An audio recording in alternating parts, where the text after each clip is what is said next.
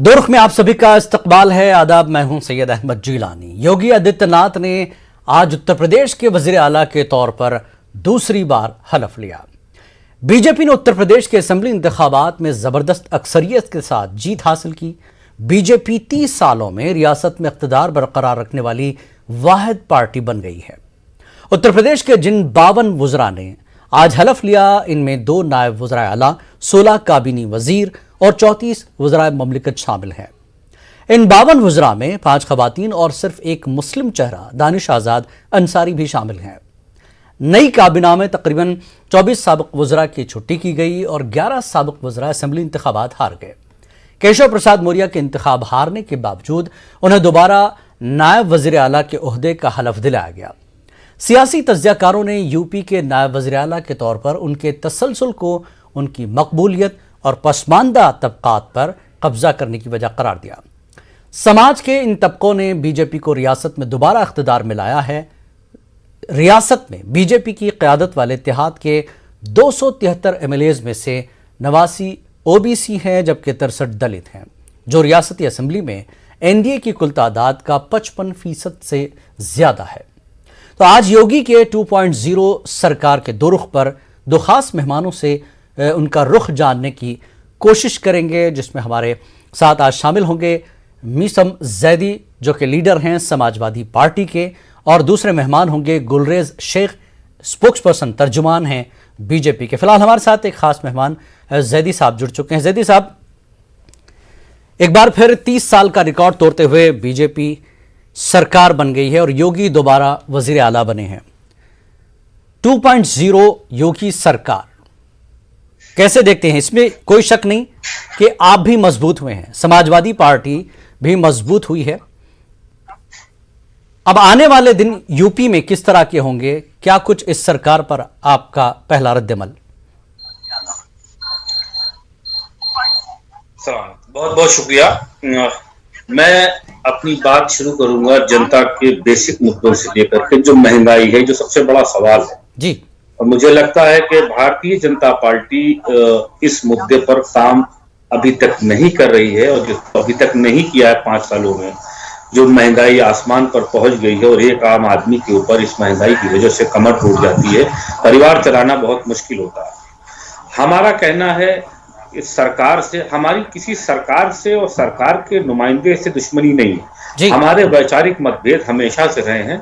हमने जनता की लड़ाई लड़ी है, तो हम चाहते हैं कि जनता का हित हो, और जनता के हितों को ध्यान में रख कर के आने वाली सरकार से मैं ये फिर अपील करूंगा कि वो अब की इधर उधर के मुद्दों पर न भटका करके वो महंगाई, बेरोजगारी और रोजगार जैसे मुद्दों पर, विकास जैसे मुद्दों पर अपने आप को फोकस करे और उनके ऊपर कार्य करने का प्रयास करे कि किस तरह से हम उत्तर प्रदेश को उन्नति के रास्ते पर ले जा सकते हैं, आपसी भाईचारा सद्भाव के साथ, न कि किसी तरह के कोई ऐसे अपवादों में फंसा जाए जिससे हमारे नौजवान, हमारी पीढ़ी और हमारा प्रदेश को पीछे धकेलने का काम किया जाए। हम हमेशा से इस बात का स्वागत करते हैं कि जो भी गरीबों के साथ खड़ा है, हम उसके साथ हैं।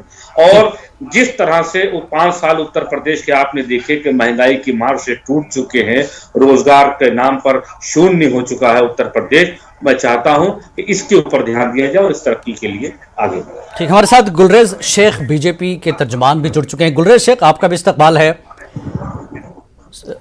योगी सरकार, धन्यवाद। 30 साल बाद बीजेपी ने अपना रिकॉर्ड बनाया है। वैसे बीजेपी के नाम कई रिकॉर्ड हैं 2014 के बाद से, लेकिन उत्तर प्रदेश में ये एक नया रिकॉर्ड है। नई सरकार से फिर वही सरकार, लेकिन दोबारा बनी है। बहुत सी उम्मीदें हैं, अपोजिशन भी अब मजबूत है। कितना चैलेंजिंग रहेगा योगी सरकार के लिए इस 5 साल में? देखिए जिलानी साहब, मेहनत करने वालों के लिए और अच्छी नीयत से काम करने के वालों के लिए सारे चैलेंजेस अपने आप सुलभ हो जाते हैं, अपने आप आसान हो जाते हैं। और ये भी जो सरकार है हमारी, ये लॉ एंड ऑर्डर के लिए है, सुशासन के लिए है, डेवलपमेंट के लिए है, इंफ्रास्ट्रक्चर बिल्डअप के लिए है और लोगों में एक आत्मविश्वास जगाने के लिए है कि उत्तर प्रदेश को कैसे उत्तम प्रदेश जल्दी से जल्दी बनाया जा सकता है और उत्तर प्रदेश को नंबर 1 स्थान पर लाया जा सकता है। तो मेरी तो सभी उत्तर प्रदेश के वासियों को शुभकामनाएं हैं कि एक सशक्त नेतृत्व उनको पुनः प्राप्त हुआ है और एक ऐसी सरकार प्राप्त हुई है जिसके ऊपर कोई लांछन नहीं लग सकता। जी, लेकिन अभी अभी आपके साथी जो हैं समाजवादी पार्टी से हमारे साथ जैदी साहब हैं, वो कह रहे हैं कि जो मुद्दे अपोजिशन ने इलेक्शन के दौरान उठाए थे उससे कहीं हटकर बीजेपी ने उन मुद्दों को बदल दिया और उम्मीद कर रहे हैं कि आगे फिर इस तरह के कोई नए मुद्दे ना ल जाए और आवाम के लिए काम किया जाए। ये इल्जाम आप पर अभी भी लग रहा है। इलेक्शन में हालांकि लोगों ने अपोजिशन को सुना, देखा, लेकिन नकार दिया, एक तरह से जीत आप ही की हुई। तो क्या अब लड़ाई मुद्दों की होगी या इस तरह की सियासत, बदलती सियासत पर अब जो है इलेक्शन लड़े जाएंगे? गुलरेज शेख, देखिए, हमारा तो मुद्दा एक ही होता है जिलानी साहब की काम करो और लोगों की जिंदगियों को आसान बनाओ। बाकी ये मुद्दे सब ये लोग उठाते रहते हैं और जनता जो है ना आज के समय बहुत ज्यादा जागरूक हो चुकी है और उसने दिखा दिया। इस बार खूब हाइप बना था कि अखिलेश की रैली और जयंत की रैली और ये हो रहा है और वो हो रहा है और एक बयान चल रही है और पश्चिमी उत्तर प्रदेश में ये होने वाला है। 4 लोग जिनका साथ कोई जनता नहीं थी, आवाम का कोई लोग नहीं थे उनके साथ, वो खड़े हो गए थे और उनको कहने पे बोला जा रहा था कि पूरा का पूरा पश्चिमी उत्तर प्रदेश भारतीय जनता पार्टी के खिलाफ है। तो मैं उस समय भी ये कह रहा था ये नकारात्मक वातावरण बनाया जा रहा है। हम अपने काम पर भरोसा रखते हैं। 5 साल हमने बिना दाद की सरकार चला के दिखाई। उत्तर प्रदेश में जो लॉ एंड ऑर्डर की हालत खस्ता हुई थी उसको एक कानून का इकबाल बुलंद करके दिखाया।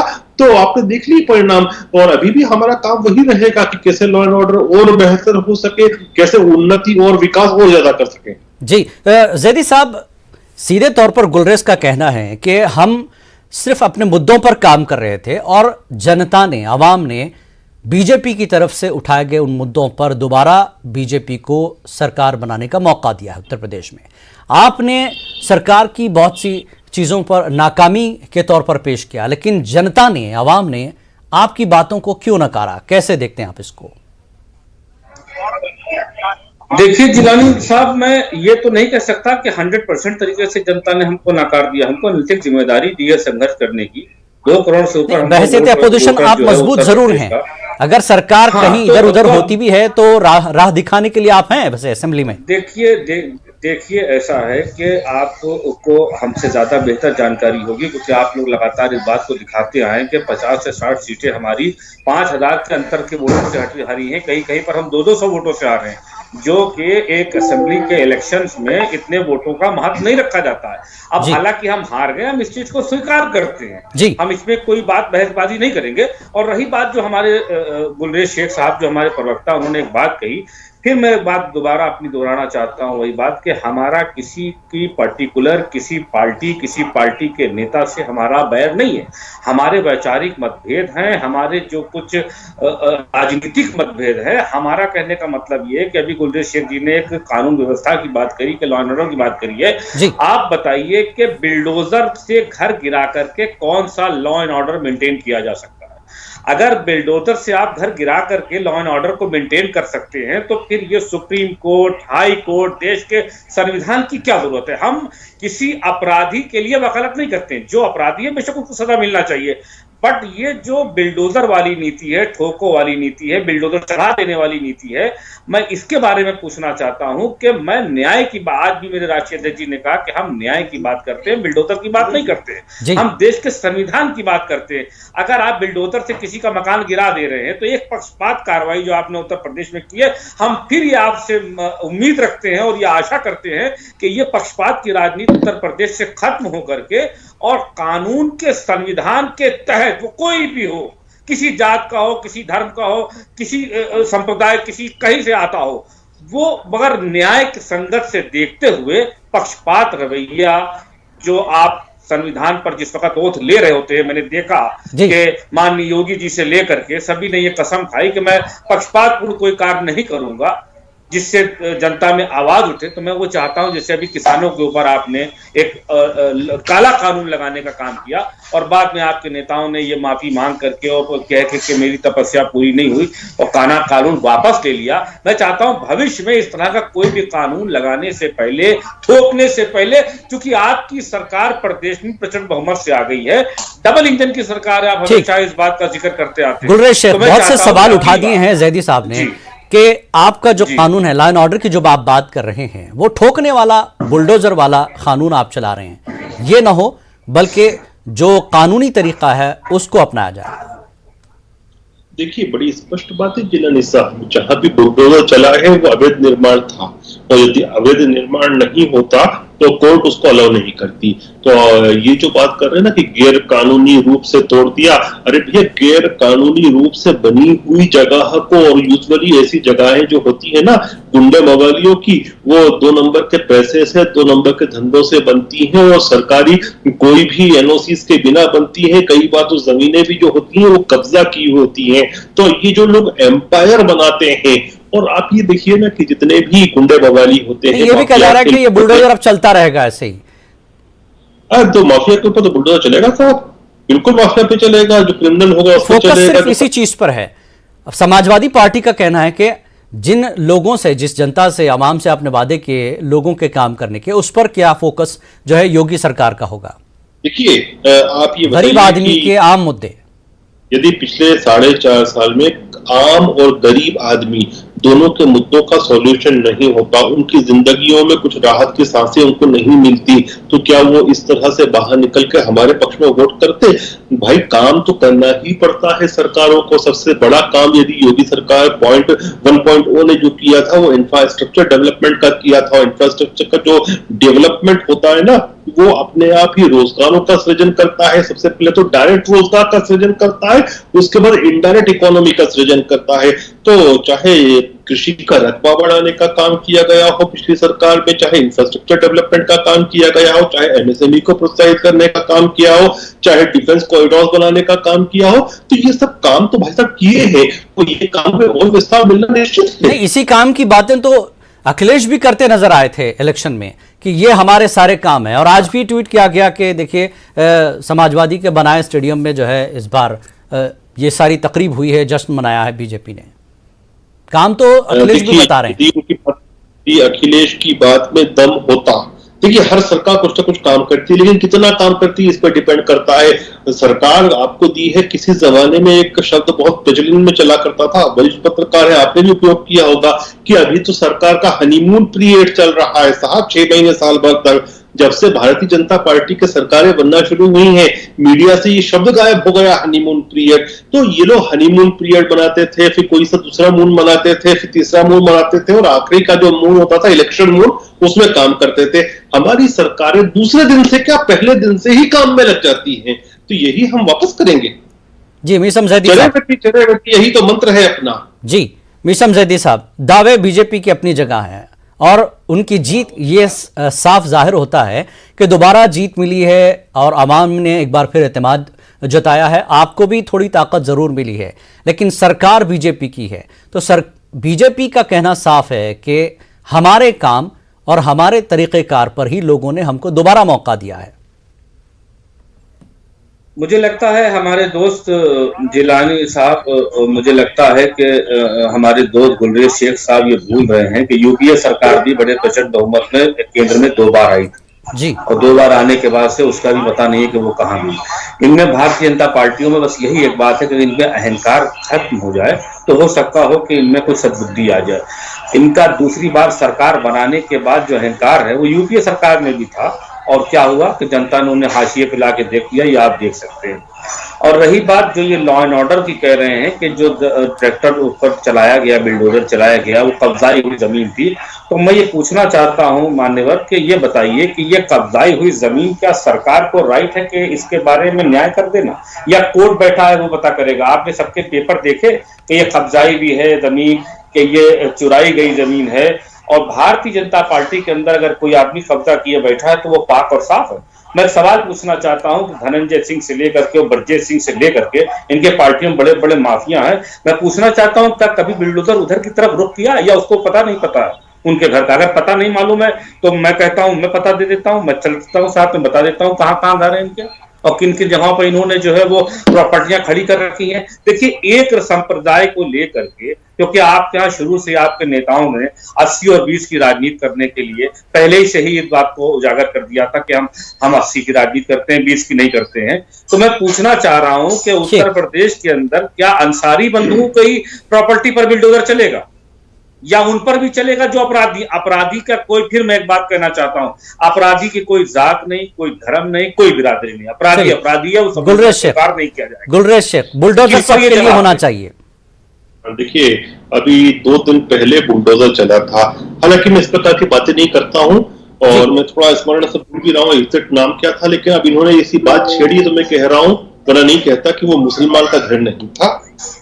इससे ज्यादा मुझसे मत पूछिए, वो मीडिया में भी आया था कि किसका था, पूरा नामजद आया था।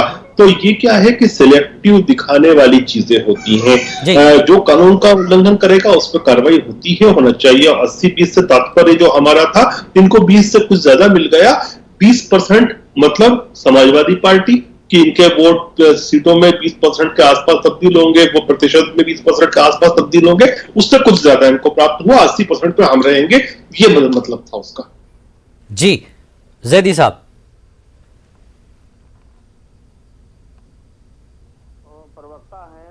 और थोड़ा सा इस पर यदि उनकी आवाज नहीं है, वो आ तो जाते हैं, वो तो कुछ कहते हैं, उनका मैनिफेस्टो कुछ कहता है और उनका संविधान कुछ कहता है, उनके बड़े नेता कुछ कहते हैं, इनमें आपसी में इनका समन्वय नहीं बना रहता है।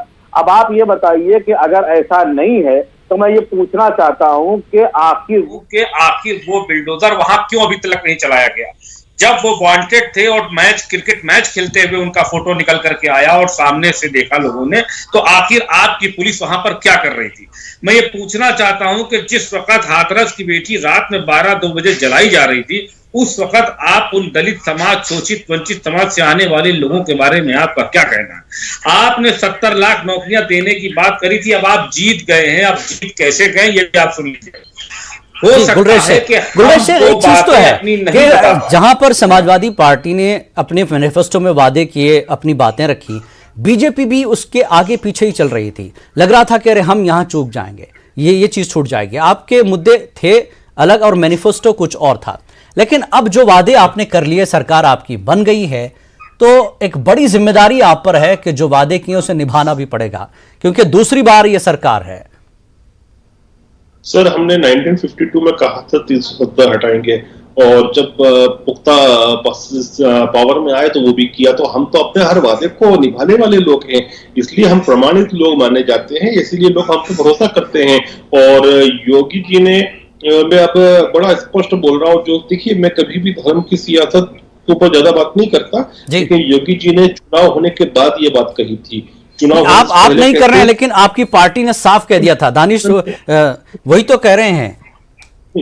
नहीं, गलतफहमी आपकी, गलतफहमी। पार्टी ने जो 80-20 जैदी साहब वही तो कर रहे हैं। 80 और 20 वाली लड़ाई को आपने इस तरीके से पूरा जो है थी वो कि बिल्कुल योगी की बात स्पष्ट थी कि 20% जो है वो सपा के लोग और 80% जो वोटर है वो हमारा वोटर, तो वो धार्मिक स्तर पर नहीं था। लेकिन इसका मतलब अपोजिशन ने कुछ और निकाला था। सुन लीजिए, वोटिंग के उपरांत, वोटिंग के पहले ये बात बोलते ना तो कोई ये छीटाकशी कर सकता था कि वोट के लिए कर रहे हैं। वोटिंग के बाद ऑन रिकॉर्ड योगी जी ने बात कही है, आपको पता होगा। नहीं, इनको थोड़ा इनको बोलते हैं, मेरी बोलता बोलने दीजिए। जी जैदी साहब इंटरप्ट कर रहे हैं, इनको बोलने। शमशान और कब्रिस्तान की बात कौन कर रहा था? क्या ये भी समाजवादी पार्टी का कब्रिस्तान है? समाजवादी पार्टी में जितने लोग हैं 20% लोग वो सब कब्रिस्तान वाले, और भारतीय जनता पार्टी में जितने लोग हैं वो सब शमशान वाले। कैसी बातें कर रहे हैं? किसने कहा गुलरेज भाई, कैसी बातें कर रहे हैं आप? ये चश्मे उतार दीजिए, आप चश्मे उतार दीजिए भाई साहब। भाई साहब मतलब है वोटर की आपको 20% वोट मिलेगा, 80% हमको मिलेगा। आपको 20% सीटें मिलेंगी, हमको 80% मिलेगी। आपको 80% ज्यादा मिल गया, आपने पैसे से लड़ा, आपने गरीब की आवाज ही नहीं उठाई। आपने किसानों के साथ अत्याचार किया, गलत उसके बात बाद है। वो बाद में आपने कहा देखिए इन्होंने कि किसान बोलने नहीं नहीं। दिया, मेरी बात ठीक है। कंप्लीट करने दी जिलानी, ठीक है जैदी साहब, रोका भी नहीं। जैदी साहब आपके सवालों का जवाब देंगे गुलरेज शेख। देखिए ऑन रिकॉर्ड बात करता हूँ मैं, जितनी भी बात करता हूँ पब्लिक डोमेन में जो होती है उसी के आधार पर करता हूँ। वोटिंग खत्म होने के बाद, सातों चरण की वोटिंग खत्म होने के उपरांत योगी जी ने एक बात कही थी, इसलिए कोई भी नहीं कह सकता कि ये चुनावी वक्तव्य था। उन्होंने कहा था कि मुझे मुसलमान भी उतने ही प्यारे हैं जितने कोई और हैं। तो ये वोटिंग के बाद क्यों कहा? क्योंकि ये उनके दिल की बात है। अब ये लोग क्या है कि गिलास ये जो है मेरा साहब, ये आधा भरा हुआ है या ठीक है। आधा खाली है। किसी को आधा खाली दिखता है, मुझे भरा हुआ दिखता है, कि ये हमेशा नेगेटिव साइड पे जाते हैं, तो इनको हर चीज में ये छींटाकशी कर सकते हैं। ठीक है गुलरेज शेख, एक बड़ी कामयाबी के बाद एक बड़ा एतमाद उत्तर प्रदेश में दोबारा मिला, लेकिन सरकार की तस्वीर तैयार करने में और हलफबरदारी जो तकरीब है इसमें काफी वक्त लिया गया है। तो क्या आइंदा के लिए, आगे के लिए आपने, जैसा कि केशव प्रसाद मौर्य को भी अपना मतलब नायब वज़ीर आला आपने बनाया, हार गए इलेक्शन, क्या जात पात का बड़ा दबाव बीजेपी पर रहा है कि दूसरी बार इस सरकार को बनाने, तैयार करने में बीजेपी को दिक्कतें पेश आई हैं? नहीं, ऐसा नहीं होता है जिलानी जी। जब जनता आपके ऊपर बहुत बड़ा भरोसा करती है, आप देखिए दशकों उपरांत जो है, लगभग 4 दशक उपरांत कोई सरकार रिपीट हुई है, तो जनता ने इतना आपको आशीर्वाद दिया, इतना आपको दुआएं दी है, इतना भरोसा करा है, तो आप फिर माइन्यूटली चीजों को कैलकुलेट करते हैं। उसमें आप पीपल्स रिप्रेजेंटेशन जो है, चाहे वो क्षेत्रीय हिसाब से हो, चाहे वो जातिगत हिसाब से हो, हर तरह से उसको बेस्ट पॉसिबल देने की कोशिश करते हैं। बड़े पैमाने पर तब्दीलियां की गई है ना इस बार, कई लोगों की छुट्टी हो गई, कुछ लोग तो खैर इलेक्शन हार गए। नहीं सर, छुट्टी किसी की नहीं हुई। ये मेरा संगठन ऐसा है जिसमें हर कार्यकर्ता से काम लिया जाता है, किसी कार्यकर्ता को छोड़ा नहीं जाता कभी। तो उनके लिए कुछ और भी संगठन ने विचार कर रखा है। हो सकता है किसी को दिल्ली भेजा जाए, हो सकता है किसी को संगठन में कमान दी जाए, बहुत सारे काम है सर। जी, लगता है आवाज मिस हो रही है। जैदी साहब, जिस तरह से सरकार, योगी सरकार दोबारा आई है, लेकिन आप भी मजबूत हुए हैं, समाजवादी पार्टी भी मजबूत हुई है, सफाया हुआ है तो कांग्रेस और बीएसपी का। अब बहसियत अपोजिशन असेंबली में आपका अपना रोल क्या होगा योगी सरकार में?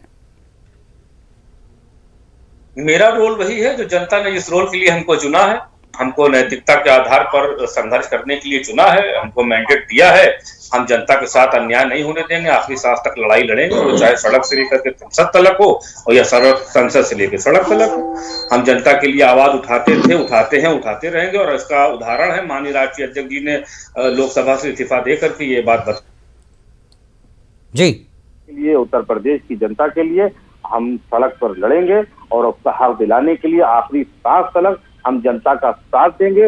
इसके लिए चाहे जिसको हमारे ऊपर इल्जाम लगाना हो और जो भी कहना हो, हम उसके लिए तैयार हैं। हम मुकदमे लगवाने के लिए, जेल जाने के लिए हम तैयार हैं। अगर जनता के लिए हमें जेल जाना पड़ेगा तो हम जेल में जाएंगे। ठीक, गुलरेज शेख, सरकार सभी की है, योगी सभी के वज़ीर आला हैं उत्तर प्रदेश में, हर शख्स के, चाहे वो किसी ने वोट दिया हो या न दिया हो। लेकिन जो वादे किए गए हैं और जो काम पिछली सरकार में हुए हैं उस पर काफ़ी तनकीदें हुई हैं। लास्ट कमेंट आपसे लूँगा कि अब कितनी भारी जिम्मेदारी है योगी आदित्यनाथ पर कि इस रिकॉर्ड को आगे कायम रख सकें कि फिर बीजेपी सरकार उत्तर प्रदेश में रहेगी, तो किस तरह से काम करने का तरीक़ेकार योगी का होगा? देखिए, जिम्मेदारी तो बहुत बड़ी है, क्योंकि जितना बड़ा भरोसा होता है जनता का उतनी बड़ी जिम्मेदारी होती है। लेकिन इसमें एक सकारात्मक पक्ष और बड़ा होता है कि आप जितने लंबा समय आपका व्यतीत होता रहता है पब्लिक सर्विस में, पब्लिक ऑफिस में, आप उतने ज्यादा उन चीजों के, जिसको कहते हैं कि एक्सपीरियंस्ड हो जाते हैं।